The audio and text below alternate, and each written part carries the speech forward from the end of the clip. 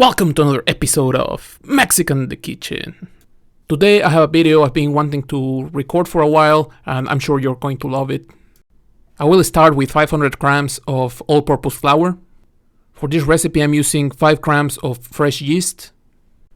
I am also using 3 grams of malt, and this might be a bit of a less common item, but I found these on my local grocery store in the baking section.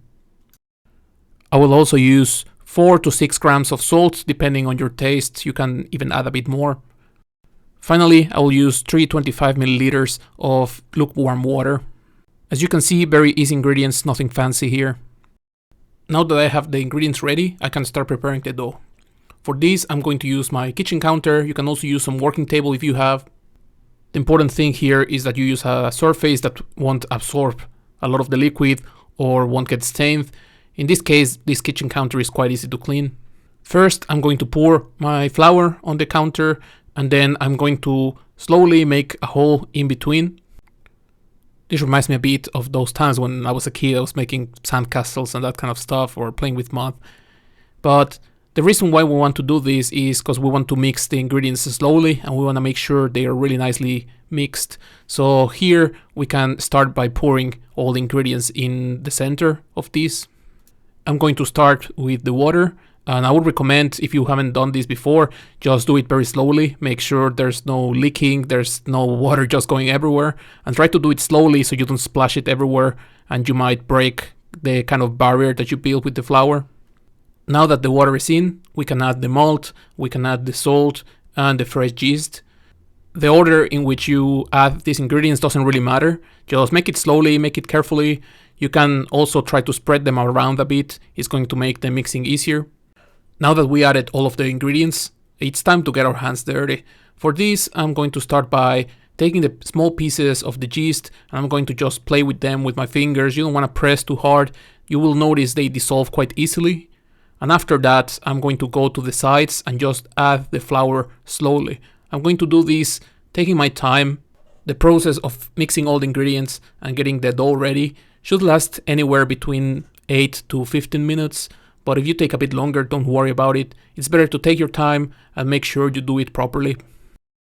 I've done this recipe 2 or 3 times, and the reason why I don't bake that often is because I don't have a lot of experience with it, and I try to do simple stuff.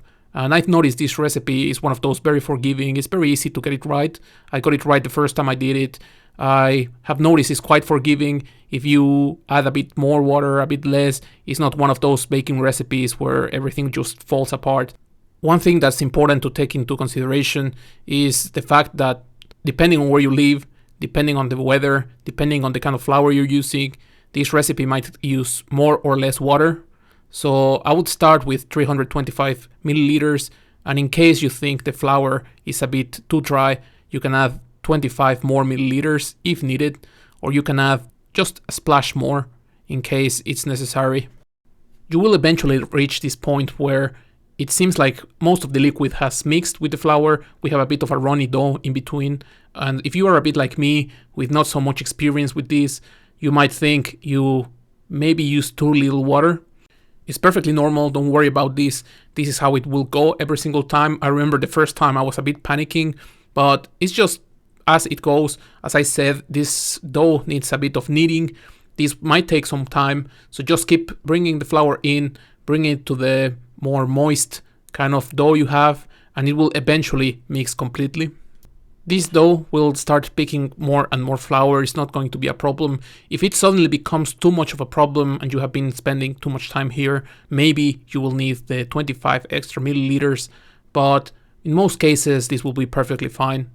You will also notice that the dough is not sticking to your hands anymore. It's not sticking to the table that much, and you will notice you can eventually start picking up with the same dough all the pieces that have stuck to the table, and that means the dough is getting ready. Once the dough is ready, we can slam it on the table maybe 3 or 4 times. This will give it some strength. Then we can let it rest between 45 and 90 minutes. You can leave it in the kitchen or somewhere that's not too cold.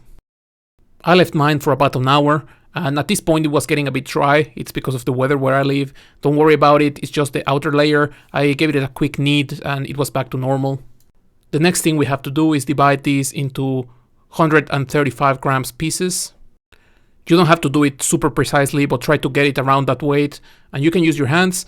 In my case, I'm using this silicone spatula just to help myself. It makes the cutting the dough way easier. Once we have divided our 6 pieces, we're going to cut each one of those pieces in half. With this recipe, you will get about 12 pieces of bread, but of course it depends if you want to make this size of buns or you want to make something larger, completely up to you. Once we have split the dough, we're going to use this technique to turn it into small spheres. This is a pretty standard technique used in baking, but you might feel it's a bit tricky at the beginning. You'll get the hang of it quite quickly. Once I have my 12 pieces there, I'm going to sprinkle some flour and I'm going to let them rest for about 10 minutes. Next thing I will do is to sprinkle some flour on a baking tray. This is not the tray we're going to use for baking, and in hindsight, if you have this kind of tray which has this non-stick material, you might not need as much flour as I used. Just use a bit. We need something that has some straight edges. The straighter the better, because we only need these for shaping our bread. For working with this bread, we always need some flour, and in this case we're going to take some generous amount of flour, just spread it all over the table. You might think it's a bit too much, don't worry about it. This is how it's usually made. What we're going to do is take our pieces, roll them on the flour. I would work one by one. You might use 2 maybe, but don't bring more into the table because they will just be on the way. I will actually set one aside and I'm going to go and get my rolling pin. This is a wooden rolling pin, so it might get stuck a bit. So for that reason, I'm going to roll it a bit on the flour. Then I'm going to use my hand and spread it nicely. This will avoid to get some dough stuck on the rolling pin. I will show you the second one I did. This angle is way better. I'm going to press right in the middle. I'm going to flatten that out. I have now 2 puffy sides, a gap in the middle, and I'm going to bring one side on top of the other, and this is the final result. After that, I'm going to bring it to my tray. The way I will set them on my tray is on the side. This part I'm showing you is the part that went on top of the other. By tucking them like this, we prevent the bread from flattening and we get round puffy breads. After this, we will let them rest again from 45 to 90 minutes. While waiting, I'm going to preheat my oven. I'm going to do 250 Celsius, it's about 480 Fahrenheit. This bread is called pan de agua or water bread, and one of the reasons is the way it is baked. For this, we need an oven-safe container. I'm going to fill it with water and I'm going to set it as close to the bottom as possible. Right before we throw our bread in the oven, I'm going to turn it down from 250 to 180 Celsius, it's about 356 Fahrenheit. The tray I will use is a normal tray. I'm using some baking paper just because it's easier to clean. Traditionally, on a bakery, they will flip the tray into a new one, but these trays are the same size, so I don't want to make a mess. I'll just take them by hand. You just want to be very careful. You don't want to mess the shape too much. Since I use a bit too much flour on the tray, then I'm trying to get some of that excess off. It's not too much of a problem. They just don't look as pretty and even. 1 or 2 minutes before I take them to the oven, I'm going to spray them a few times with this water bottle. We don't want to get them completely soaked, but we do want some moisture. As you can see, our oven is steaming. You want to be careful because this steam will come out quite strongly when you open it. So now we can get them inside and we wait between 15 and 25 minutes. You have to keep an eye on them because the timing is not going to be perfect. Personally, I had them in the oven for about 20 minutes and they just look beautiful. They have a beautiful color, they look really nice and smell amazing. This is this torta de agua. This is how I make it. This is how it's traditionally made as well.